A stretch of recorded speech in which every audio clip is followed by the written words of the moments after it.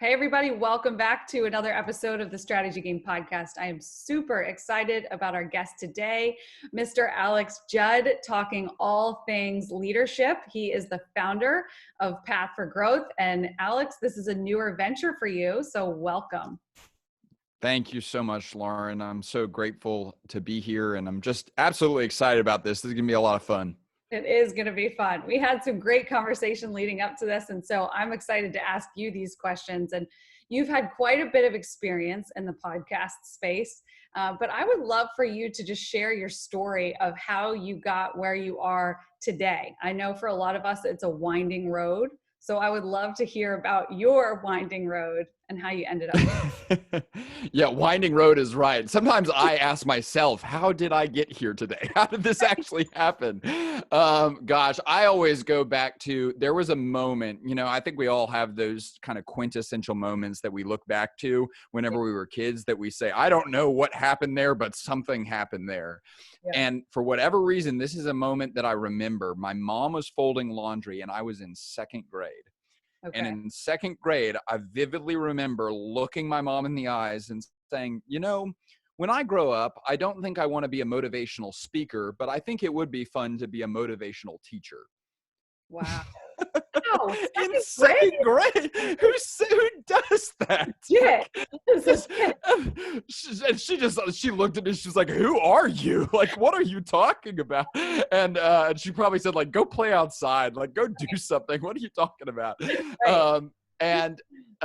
But I literally, I look back on that moment and I say, okay, there was something in there.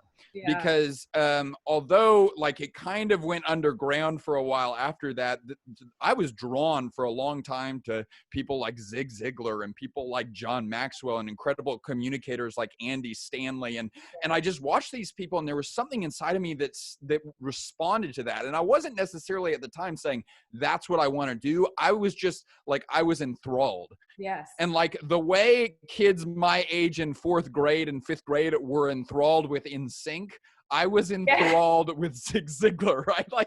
And I didn't realize that wasn't normal, right? And that's what I think calling, we teach a lot on calling in Path for Growth. Calling a lot of times is something that you consider commonplace that actually is not normal at all. It's completely unnatural. And so that I kind of had this thing inside of me, and what I started to define later on, probably towards the end of college, was that the intersection that I fell in love with was the intersection of leadership and effective communication. When those two things collide, I just light up and I just get so excited about it. And so it was after college that I started working with a leadership development not-for-profit associated with the church that I'd gone to for several years. Mm-hmm. And that was just so much fun because it was like a leadership sandbox. It operated on its own P&L, and I got to work with all these highly influential people in the Austin area, and I just got to learn at an extremely rapid pace, largely by honestly making a lot of mistakes. Yeah. And it was in the process of doing several internships in college and doing that job that I became honestly a customer of Entree Leadership. I just started consuming Entree Leadership's business and leadership content via the podcast. Yeah. And at that time, I know you're familiar with that podcast, Lauren. At that time, Ken Coleman was the host of that program, and he was like my hero. I was like, that guy's, and he still is. I mean, that guy's just awesome, incredible interviewer. Yep. And so I still believe the Entree Leadership podcast is some of the best business and leadership free advice in the world. It's just unreal, the guests they get and what they do. And so I remember where I was on my run one day whenever I thought to myself, well, that would be a cool place to work one day. And I always tell people, what's that? Another big thought. That was a moment. That was another moment. That's right. Yeah. That was a moment. And I always tell people 14 interviews later, I ended up getting a job there. So they have quite a process at Ramsey Solutions. But ended up working there for 4 years. It was such a God thing that I ended up getting to host the podcast that made me aware of Ramsey Solutions 3 years into that role. And then eventually I had spent so much time around entrepreneurs and around leaders that I literally came to the conclusion that I wanted to be one. Amazing. And it was an incredibly, outrageously gut-wrenching decision to leave an organization like Ramsey Solutions, because Dave is one of the strongest leaders I've ever worked with. But made the decision to leave and start what we now call Path for Growth. And we exist to help impact-driven leaders step into who they are created to be so that others may benefit and God may be glorified. And we're 7 months in now, and I am having more fun than I've ever had in my entire life. You're doing what you set out to do, what you didn't know in second grade, right? It's wild because I talk about this. I love that story, and it's such a winding road, but you always knew that theme was always there throughout your life, like that theme or current.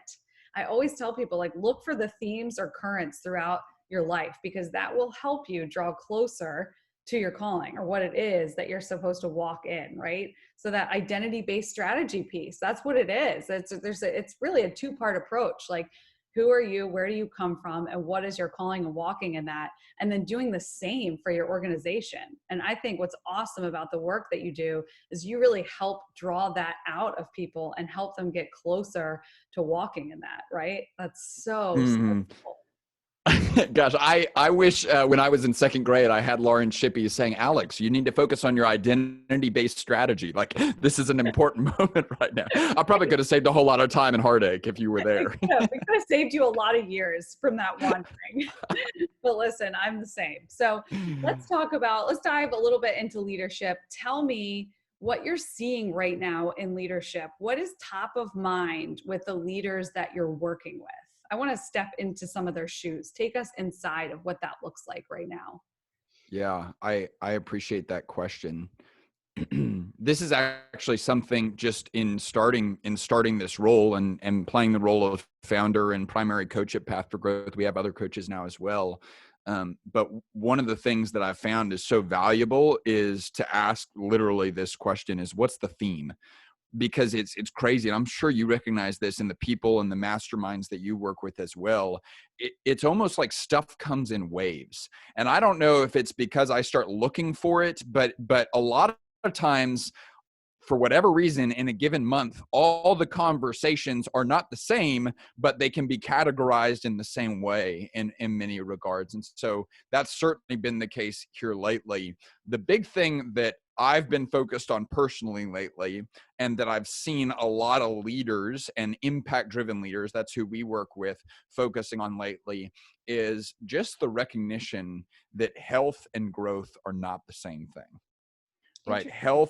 Health and growth are not the same thing. And I think, especially if you're a highly driven person, if you're someone that has a track record for getting results, you kind of love that phrase, oh, if you're not growing, you're dying, and I see, I've heard guys say all the time, they cross their arms, they say, oh, if you're not growing, you're dying. And they think they're strong. They think they're afraid, right? And it's true, I suppose.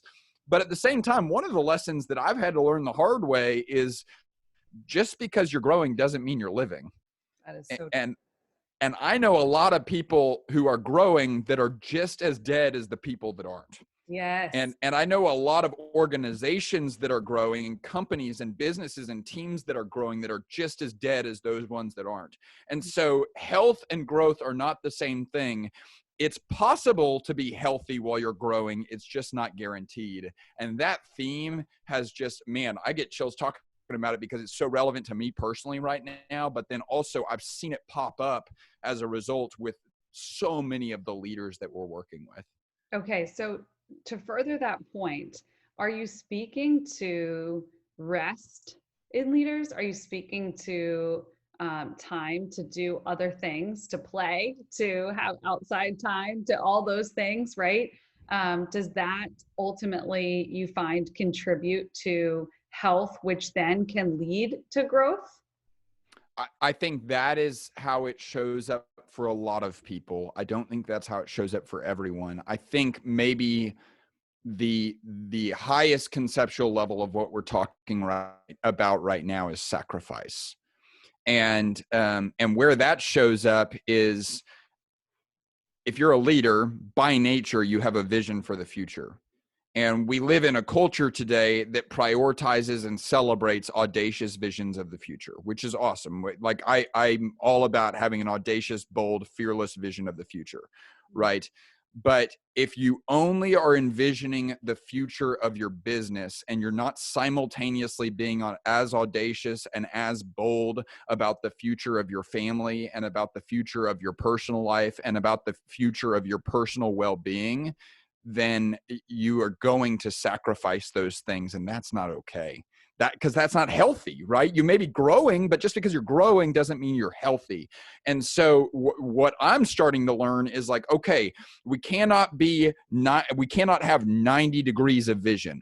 We need to have 360 degrees of vision that says, okay, I need to figure out a future. I need to cast a vision of the future that does not compete with my other priorities, but rather it complements my other priorities. Because if I reach that vision of the future, but in doing so, I sacrifice why I started in the first place, and I sacrifice the values of what I stand for, and I'm miserable every step of the way, is it really worth it? Yeah. You know, I climb mountains, and it's always crazy to me whenever I do a 14er in Colorado.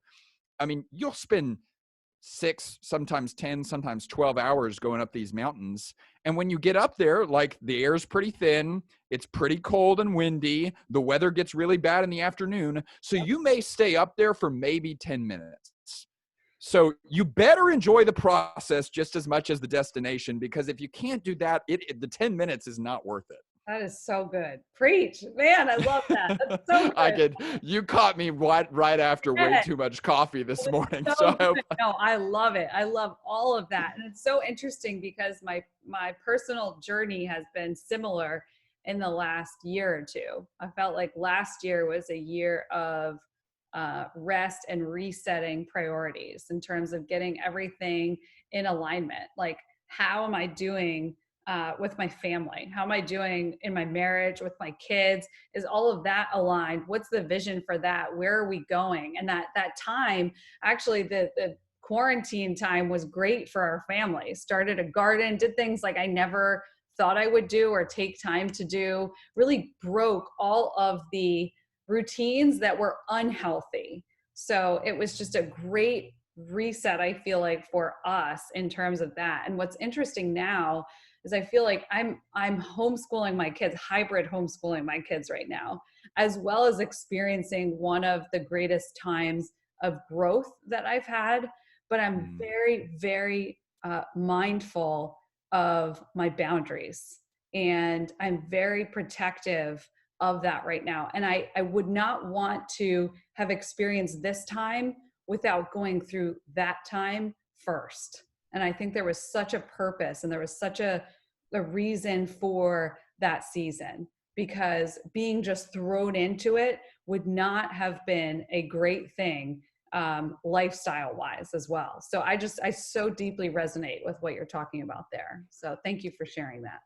Well, and I love that you use the word boundaries there, because what's crazy is that there's this kind of graduation that I think every leader goes through. And it took me some time to get to this point, but there was a while where I was like, oh man, if I was building a business, I don't think I could grow it to that point, right? And you can name a number, you can name a team size, you can name a number of people reached, right? And I literally had this limiting belief that I don't think it's possible. And then if you surround yourself with enough people and you study enough achievers and you read enough about entrepreneurship and leadership and people that have truly gone on to change the world, what you start to realize is not, oh my gosh, those guys are superheroes. It's, oh my gosh, those men and women are actually regular people. Yeah. Which is almost a little bit more intimidating, right? That's pretty crazy, because it's like, well, if they did it, then it's actually possible. And so then you get to the idea that it's possible. And you have this audacious vision of the future, and you say, okay, I can do this. Then it becomes the question of, is it worth it? Yeah. And what's crazy and what's so cool about what you're doing in this season, Lauren, is for a fact, and I know for a fact too, your business is going gangbusters right now. You have the ability to grow it faster than what you currently are. Yeah. You have the ability, but you're not willing to do that because of what you would have to sacrifice. Yes. And the boundaries word is an expression of your intentionality. And that's what we try to do in Path for Growth, is say, we're all going to make sacrifices. And that's just part of the gig. It's part of the game, because we're finite human beings. Yep. But let's make those sacrifices intentionally, instead of just letting the thing that's shiny and sexy make it for us. Yes. You know? So good. So good. I am loving this conversation. I'm just so excited about it. Okay, so let's get into what you do with clients, because I want to know specifically, and for our listeners, what it really looks like when you work with leaders. I think sometimes this leadership coaching can feel esoteric a little bit. And so for our listeners, just walk us through the process. Like, what does it look like, your work at Path for Growth?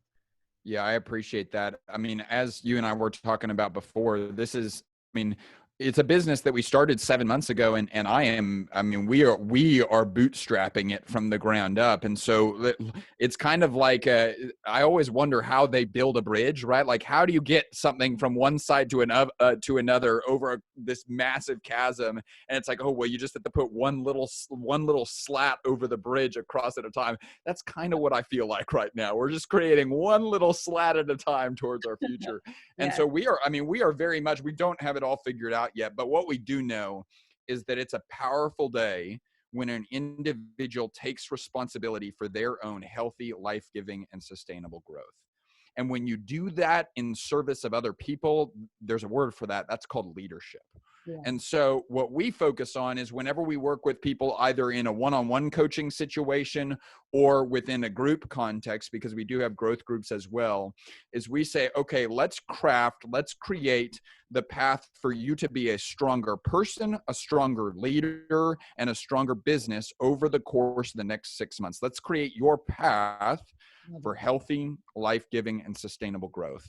And so it looks different in every arena. With regard to the personal life, we define the arenas that matter most, and then we establish unique habits for you as a person to make sure that you're practicing, not just setting big goals and just moonshot goals. You're practicing the things daily that will make you into the person you want to be permanently. That's what we focus on personally. And then within the leadership arena, it's crazy. We all say, oh, I just want to be a stronger leader. Well, leadership is a really broad thing, right? Like that. I mean, there's a billion ways. And so what I've found is, man, you grow as a leader when you get focused about the arena that you want to grow. Yeah. And so what we hold our leaders accountable to, that we work with, and we also hold our team accountable to this. We have everyone on a dashboard for leadership growth, where we say, what's the area? Some people say, oh, I want to focus on time management. Someone says, oh, I want to focus on organizational communication. Someone says, I want to focus on interpersonal communication. And then I'm just a big believer in that quote of, you will be the same person 6 months from now as you are today, outside of the books you read, the people you talk to, and the things you do. True. Right? And so we say, pick the area, and then we're gonna give you a book. We're gonna identify an expert that you are literally going to sit down with for an hour, and you are not going to let them ask you a single question, because you are going to grill them, and you better buy them lunch, because this is a one-sided conversation. And then we're gonna define specific actions you're gonna take to grow in that specific arena of leadership. And then as a business, we say, okay, let's not just work. It's very similar to what you do, Lauren. We're not just going to work in the business. We're going to work on the business by identifying strategically, how do we move this thing forward beyond ourselves? So that's a high level overview of what we do within the Path for Growth program. That's incredible. I love how it focuses on the whole person and the whole organization in terms of growth, because I've always believed, and I think we're similar here, that it's all connected. So if there's unhealthiness at all in the person and the team within the organization, then as a whole, it can't be healthy. So I love that you're connecting those dots. I don't know that many people are actively doing that right now. So that is amazing. So awesome. Thank you for sharing that with us. Of course. So as we wrap up here today, tell me, what tangible takeaways can our listeners take and start to think through or apply? What can they start practicing today in regards to leadership and being a healthier leader? Yeah, well, because you just hit on it, let's focus on the personal arena a little bit. Yeah. So I believe that this is worth your time, because if you are not personally growing, I don't believe there's any way you're effectively leading. And I really believe that. Like, that's not like a sometimes or a maybe or you could be or possibly. Like, there are zero qualifiers to that statement. If you are not personally growing, there is no way you are effectively leading. I believe that. And conversely, if you want to start more effectively leading, start by personally growing. And so what I'm going to challenge y'all to do is choose one arena. Maybe it's the spiritual arena. Maybe it's the financial arena. Maybe it's your marriage. Maybe it's your family. Maybe it's your social life. A lot of times I coincide with leaders that they say, man, I just wish I had a social life because I'm doing so many things right now. And it's like, yeah, we all recognize that's actually really important, right? So yes, I wish you had a social life as well, right?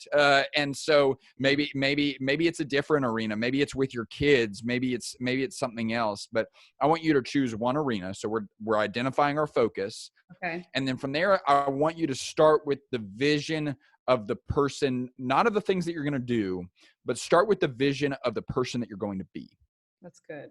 And this was a powerful day for me when I recognized that the people that matter most for me, or the people that matter most to me, whenever they're at my funeral or giving my eulogy, they're not going to say, man, spiritually, that Alex, he attended church 52 out of the 52 weeks of the year and he read the Bible this many days. No, they're not going to say those things. What they're going to say, hopefully, is, man, he was committed, he was energetic, he was faithful, he was consistent, he was bold.